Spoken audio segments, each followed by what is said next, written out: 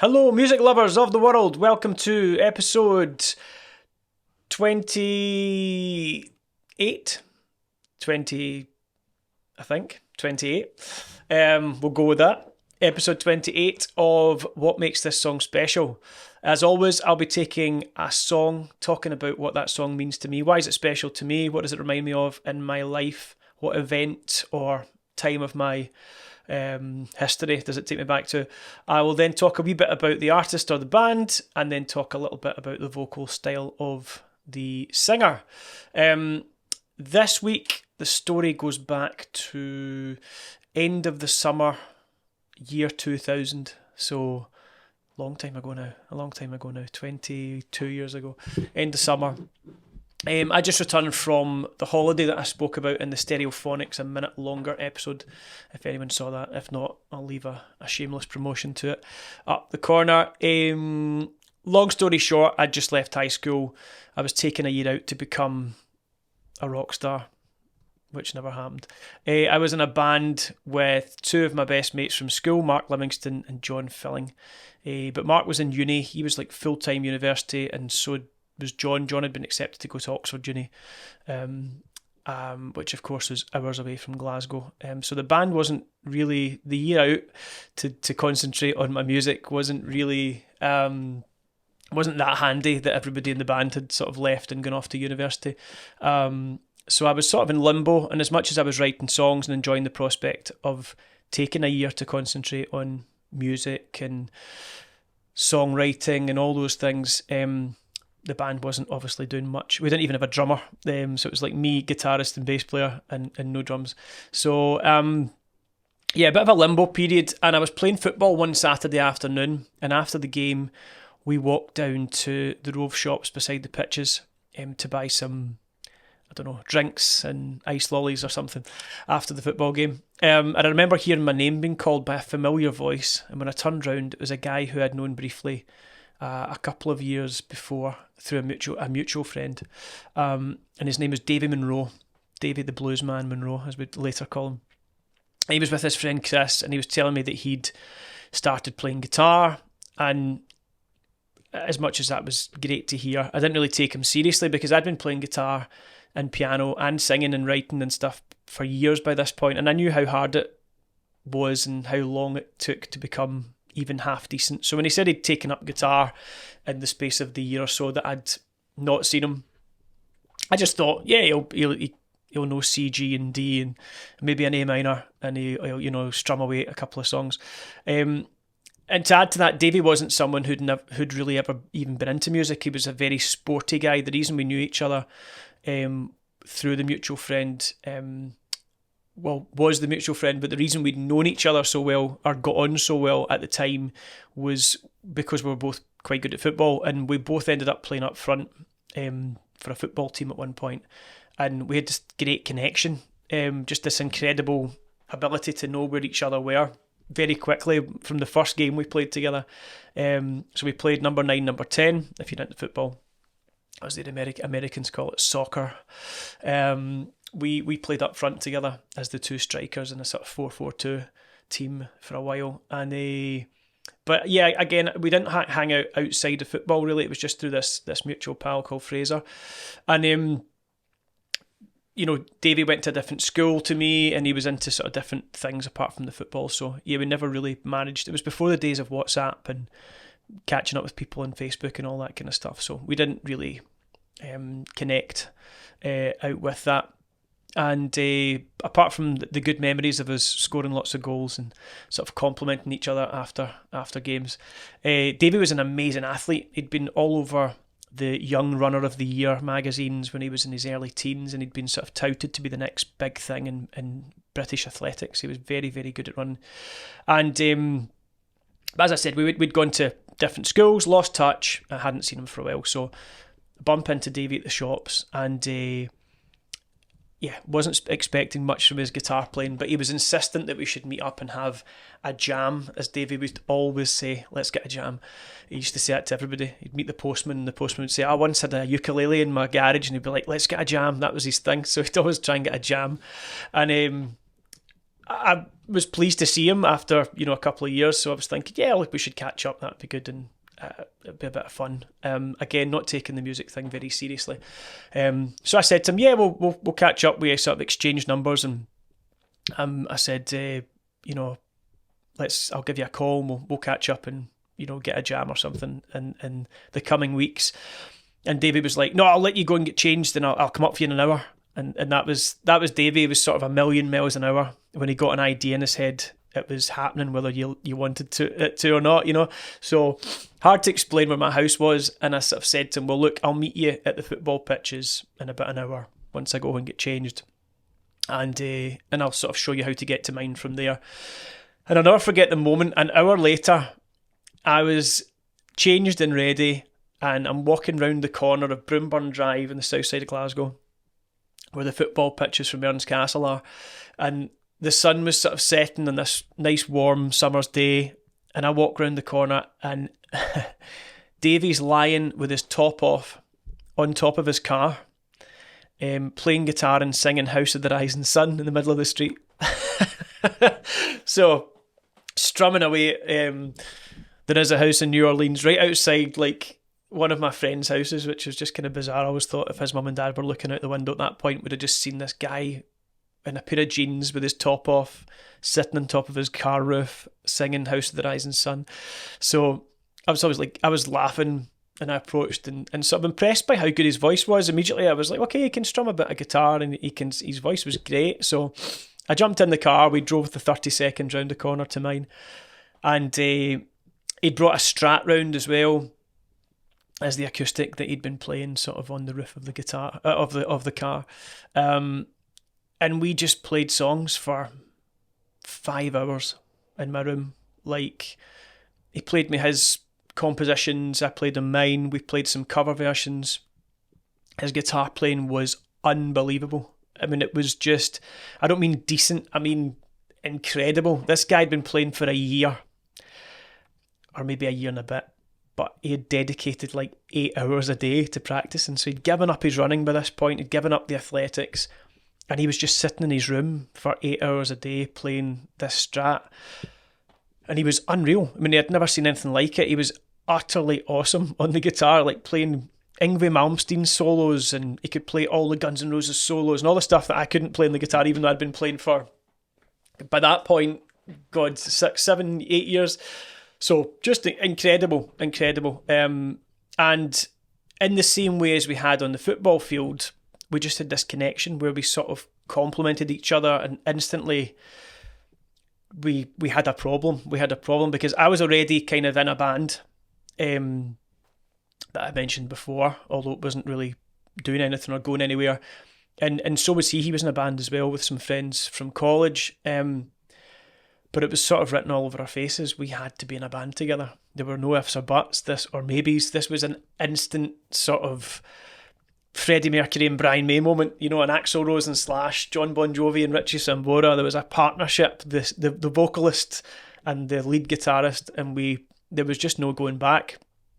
So I think the following day we did the same again. We met up and we just played music all day, and the day after that, and the day after that. And the good thing was that Davey was also kind of taking a year out. He was doing a sort of part-time college course, but he was only in a couple of days a week, and he was sort of working part-time, but he had lots of free time for us both to just work on these, like this, writing songs together and sort of trying to become something, or put a band together. So the next couple of years, Davey and I, as they say, lived in each other's pockets. We just were together. We were inseparable. We were together every day. We put a band together called Vicious Circle, which we changed the name of to Vici a while later. Various reasons for that, another episode maybe. But we played the toilet tour, as I like to call it, all the kind of really crap venues that you can play and not get paid. But we played them all, and we invited friends along, and those friends invited friends, and we got a little following.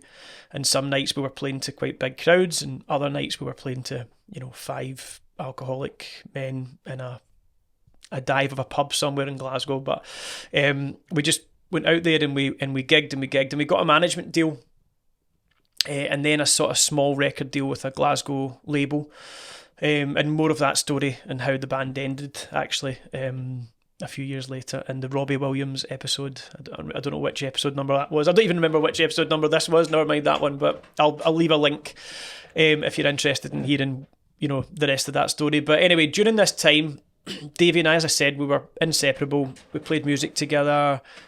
We wrote songs. We played football. My printers just decided to have a mind of its own and start printing something that I don't know. Excuse the noise in the background. We wrote songs. We played music together. We played football together. We went to the gym. We went running. We played snooker. We hung out with other mates. You get the picture. We just were sort of inseparable, and we were just writing so many songs at the time, and we were just excited about where this might go, and how famous we could become. And at this point, we were being managed by a guy called Frank Shapiro. So Frank had managed some pretty successful artists, including a couple of really famous boy bands in the 90s, like 911 and Miro. I don't know if anybody would remember them, but they were pretty successful, especially 911. They were really big, in the charts, UK boy band at the time. We were more of a rock band, so a bit different to what he'd worked with before, but he had lots of really good advice for us and new people in the industry, and we were really excited about working with him. And he was able to pull some strings at one point, and he got us on the radio a couple of times, and even got us a TV appearance back when TV appearances were really difficult, to kind of achieve, or, given that there were only 5 at that point. I think just 5 channels to choose from. It was before the days of, the thousands of channels that people have got now. And one of the things that he tried to instill in us, Frank, was the idea that the band was a business.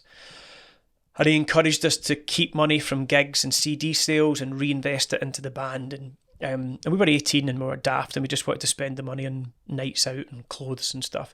But he was adamant that we looked after the money and treated it like a business venture. So we played a gig one night in a club called Fury Murray's, which was it was in Glasgow. It was a pretty good wee music venue at the time. I think there were a couple of them, but this one was a good venue for kind of up and coming bands, and we made quite a bit on CD sales that night. We made a wee demo somewhere, and a 3-track demo, and we sold loads of the CDs that night. So we had a couple £100.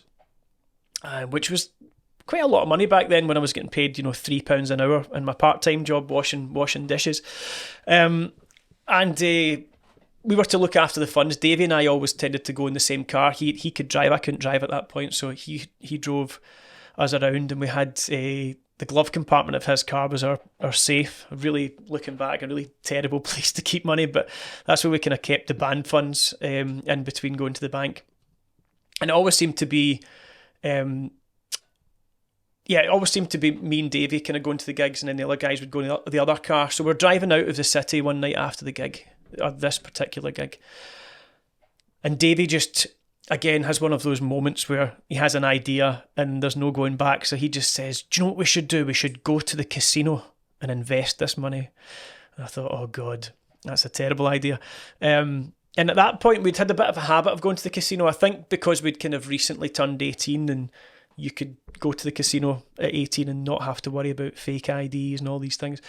We'd got into a bit of a habit of going to the casino quite often and spending a few pounds and trying to win on the roulette machines, which of course we never did. But it sort of, it never turned into anything kind of ugly, but we definitely went through a few months of quite enjoying a casino trip, or playing the puggies, which was, puggies is I think that's a kind of UK term for, I don't know what you'd call slot machines elsewhere, but so anyway, I had this kind of good voice, bad voice going on in my head, and Davey's going, come on, I've got a feeling that we'll triple our money, we should go. We'll just take £50 out of the band fund, and if we lose it, we'll put it back in before anybody notices to cover things. And I thought, right, okay, let's do it. So we go into the casino, and of course, within 10 minutes, the money's gone. The money's out. And the objective, if you've ever been to the casino before or done any gambling, as soon as you've lost your money, which almost always happens quite quickly, the objective moves from walking out with thousands to just walking out with the money that you brought in with you. So you basically just spend the time trying to win back what you came in with, so that you don't feel dreadful about the fact that you've wasted money. And anybody that's done it before will know exactly what I'm talking about. So hours pass. We're there. It's like 4 o'clock in the morning. The good thing about the casino is it was like a 24-hour thing. So we're just out in there. It's 4 o'clock in the morning, and we are down, and we're up a little bit, and then we're down again, and then we're up a little bit more, and we never really get back to that point where we wanted to walk away. And £200. We're £200 down basically at one point, and yeah, again, when you're 18 and you're getting paid £3 an hour, £200 is a lot of money, especially when it's not your money and you're just feeling in the pit of your stomach and you're thinking, oh my god, this is just dreadful, right? So we go back, we stay at Davey's house that night, and we woke up feeling really guilty and worried about the predicament. How can we tell the guys? Will we tell the guys? How can we get the money back before the bandmates ask where the money is?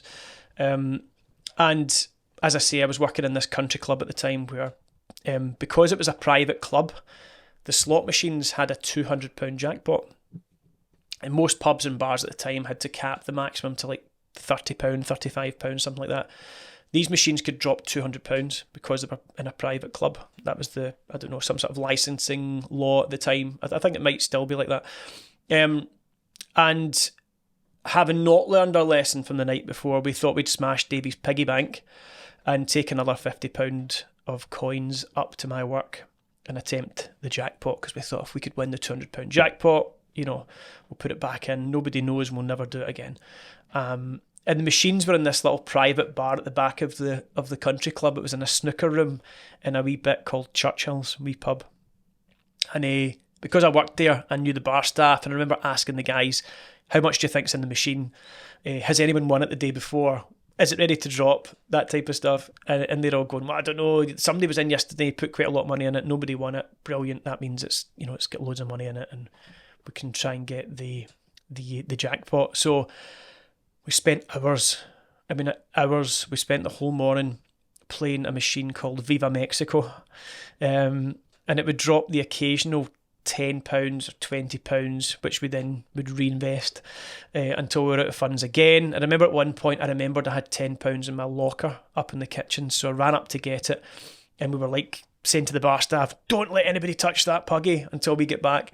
So anyway, we had this moment where eventually, after hours, it was like 2 or 3 in the afternoon by this point, and we hit the jackpot.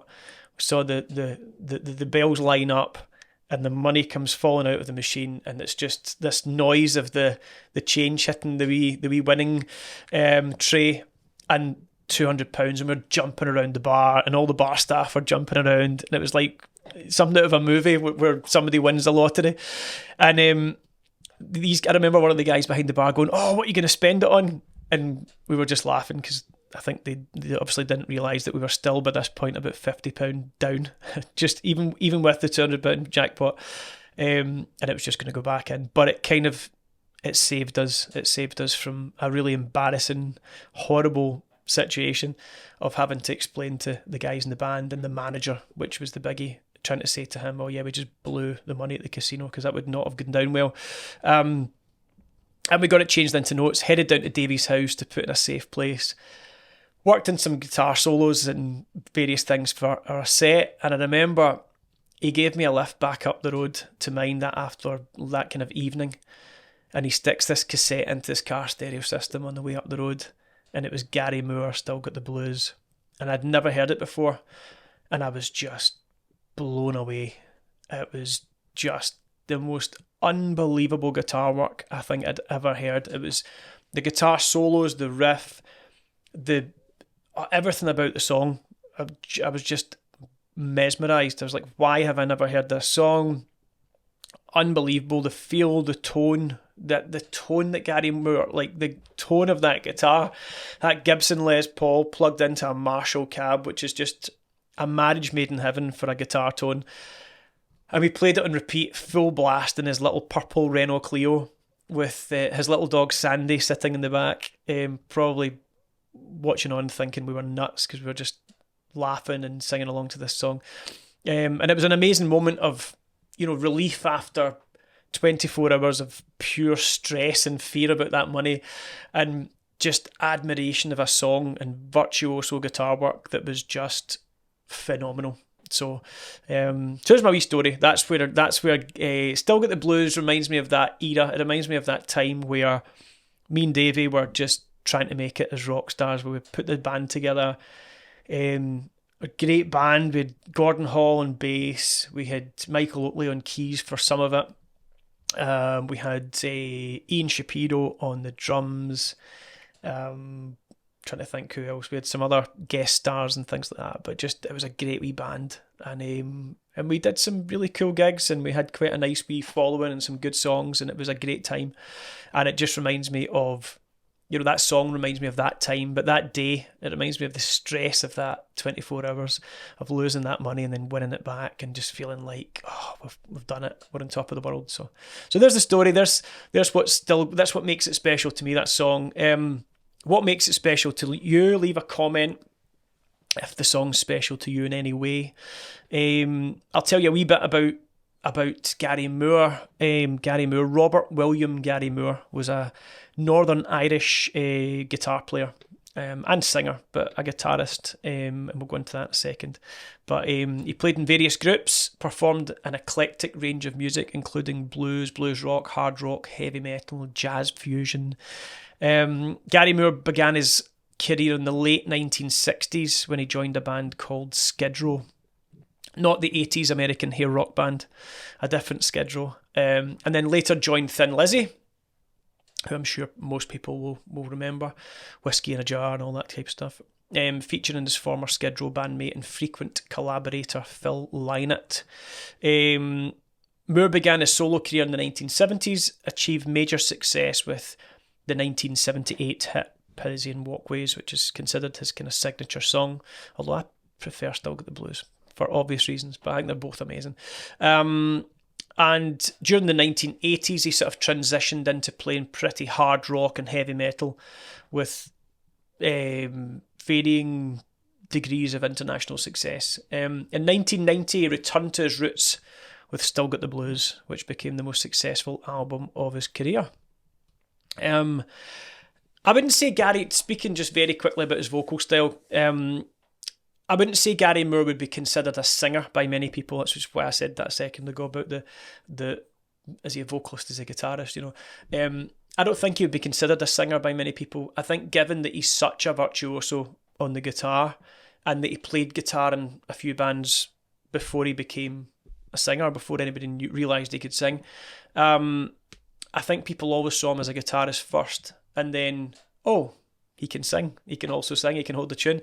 But I don't think that's a fair critique of the great man. I think he had an awesome voice. I think he had a really, I think his voice is full of emotion, soul, feel, whatever you want to call it. Maybe not a technically perfect, rehearsed voice. Somebody that's, worked on it day after day to make it perfect. That's maybe not that, but it's certainly a voice that was emotive, in tune, consistent, which is really more important than anything else, if we're being honest. Even as snobby vocal coaches have to admit that those are three of the most important things before you come into technique and all that stuff. Being emotive and having a really cool sounding tone and being in tune kind of is 90% of the battle. The technical stuff helps you do it night after night. It helps consistency. It helps you increase range. It helps you look after your voice and not, wake up most mornings feeling like, it doesn't work today, and it does work some days. And but certainly those attributes that he had are what make somebody a very listenable vocalist, and he definitely was that. So there we go. That's Gary Moore. Still Got the Blues. I will, as always, be doing a part 2 where I will do a cover version of the song. So I'm going to do my own wee version of it. It's a very famous guitar song, as I've just explained. I'm not going to play it on the guitar. I'm not good enough on the guitar to play that song. I'm not that kind of guitar player. I'm more of a rhythm guitar player, so I can't do all those crazy solos that Gary Moore can do. But I'm going to do my own version on the piano, something a wee bit different. I don't know if anyone's ever done a piano version of it before. Probably have. Find anything on YouTube, but I've certainly never heard one. So I'm going to try and attempt a piano version. I've still got the blues for you. I've still got the blues.